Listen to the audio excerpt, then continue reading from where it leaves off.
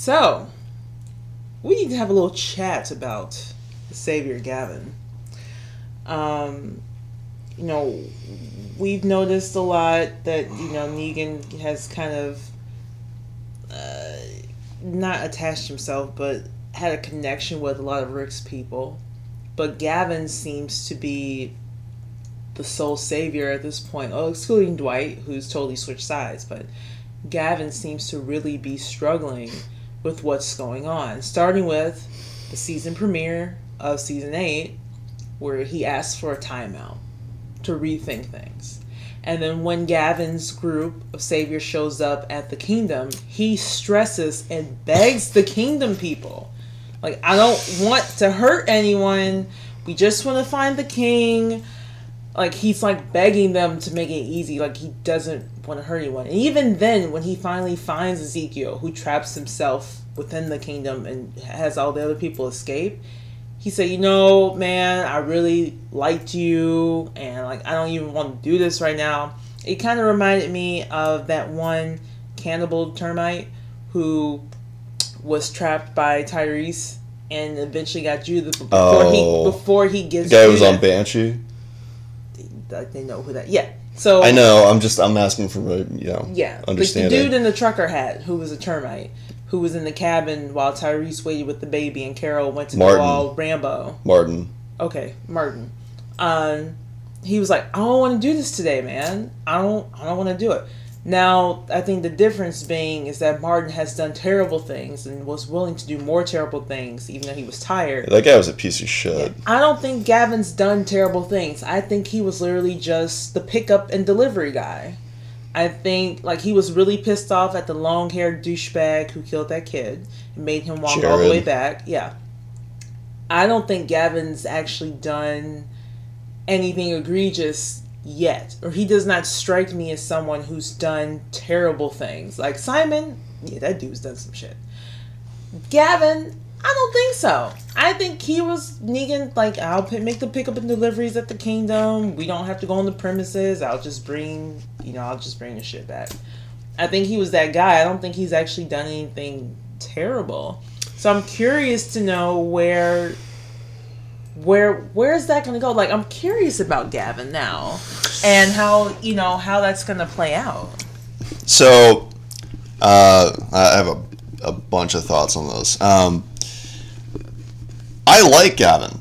Well, I don't dislike so I remember, like, the first time that we see him is at a supply drop from the kingdom to the saviors, right? And it was like for watermelons or some shit like that. It was like vegetable day or whatever. And there was like an incident where there was a missing watermelon or something like that. And Gavin counts them, and is that when he's just, well, it's the precursor to what you're about to say. And so that's not the first time. That's like the second. Sorry, we're messing around with the swivel thing. Like, here's good. There's good. And so even when there was like a problem with the drop, right, and there was one less watermelon or whatever, he is like, where's the other one? And then they're like, I don't understand, it must have dropped off. And he's just like, God damn it, why do you make me do this? Like, now I have to do something to punish you to, basically to not get punished by Negan, right? Like, that's the whole thing. And so I think it was Richard who said this. I don't know for sure, but Richard's like, well, we'll get the next one the next day. And he's like, you'd be here at the same time the next day. Like, makes a ridiculous exception for them, right? Like, normally it's like kill somebody at the first sign of insubordinance. Yeah. And so that happens. That was like the first incident, and then this slowly builds up. And while this is building up, there's this douchebag Jared, the long-haired savior, who is just like constantly taunting the people from the kingdom. He's constantly, who stepped out in 1972. Yeah, he's constantly like making it clear that like he just wants to stir up shit, right? And Gavin, who ranks above him, clearly does not approve his behavior.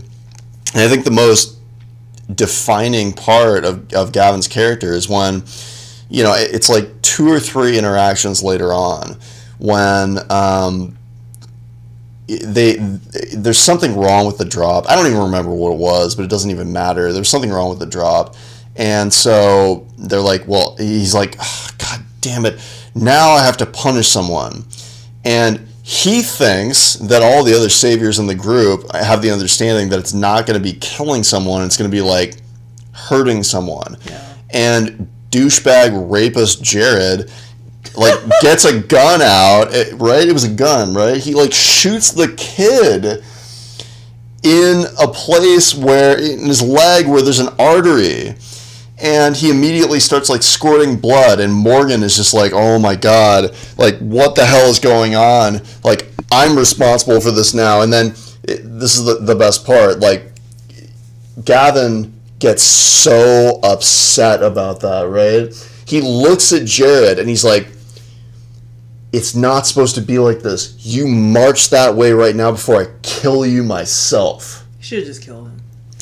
He is so upset that this guy just like maimed a kid in front of him for no reason whatsoever, when it was implied based on what he said that like there was, you know, an agreement of like, we don't kill anyone, we just like hurt them in a way that won't kill them. Wait, right? Like beat the shit out of them or something like that. Doesn't he tell them to hurry up and get them home to try and save him, and then they don't, it doesn't...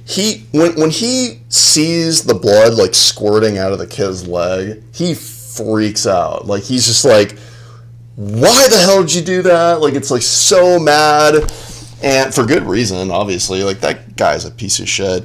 Yeah. And so after that point, I was like, I'm kind of on Gavin's side, you know? He strikes me as like that guy who's working at the DMV who disagrees with all the policies of the organization, but he's like, it's a paycheck.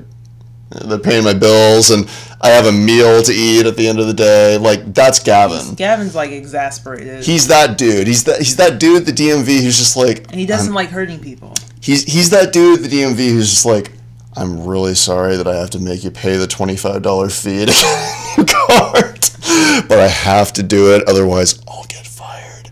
That's Gavin.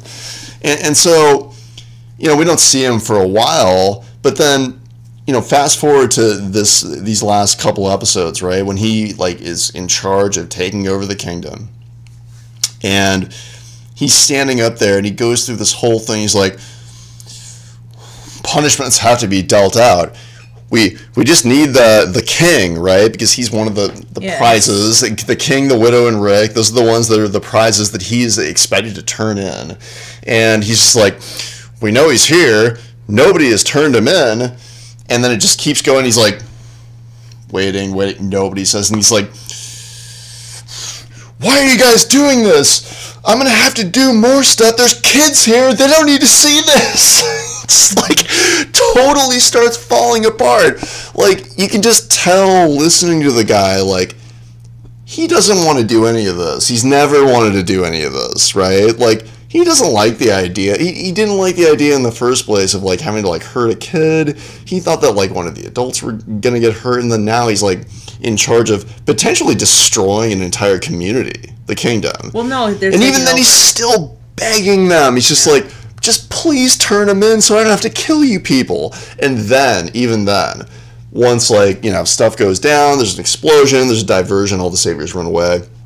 You know, he sees Ezekiel locking the doors, right, so that whatever thing that he planned out is gonna work out. And even then, even though he knows that he's the potential victim, he still in that moment is like, you know, Ezekiel, I really liked you. And I believe him, because he had so many opportunities before to just kill Ezekiel and all of his people. He could have done it a million times. And he got upset when an innocent kid died. I believe him when he says that to Ezekiel, that he really liked him. You could tell his whole delivery was just like, I don't want to do this. God, why can't you guys just tell me where he is? He hates this stuff. He doesn't want to be a savior anymore. He's doing it because it allows him to live. Yeah. I hope that Gavin is one of the people that they recruit, because honestly, I think more than any other savior, he's probably the only one that we could trust. I've not seen him do something that would indicate to me that he's a bad dude. He has tried to stop violence at every turn. He really does, right? He's tried so hard to stop all violence and bloodshed. He doesn't want it to happen. Yeah. I feel bad for that guy. I feel super bad for that guy. I mean, he doesn't seem to be a violent kind of person. He's just kind of... He's in the same boat as Morales. Like, they probably found him on the side of the road when he was starving and had no other options. If Gavin had known Rick back in season 1, I don't think Gavin would have pulled a gun on Rick like that. He would have been like, man... Take me with you. No, he would have been like, you messed up a good thing here. They're keeping us safe and fed. Just get the hell out of here, man, okay? He probably would have let him go. Morales was weird. Gavin would have let him go, I think. I hope Gavin lives. Because honestly, like, I think Gavin's a good dude, and I think Gavin could give them important intel about the way that, I mean, like, which also begs the question, how did he get into the position of power? I don't know. I mean, Negan kind of just choose. I mean, Eugene could be considered a random person who was put in a position of power. I mean, I know he's smart and he can do things. He's like, skills. Okay, well, I appoint you to be... Gavin has skills, too. Maybe he's like a public speaker Gavin or something. Has some, I don't know. It's... Maybe he just thought Gavin was a solid dude who was... Not everybody is a leader.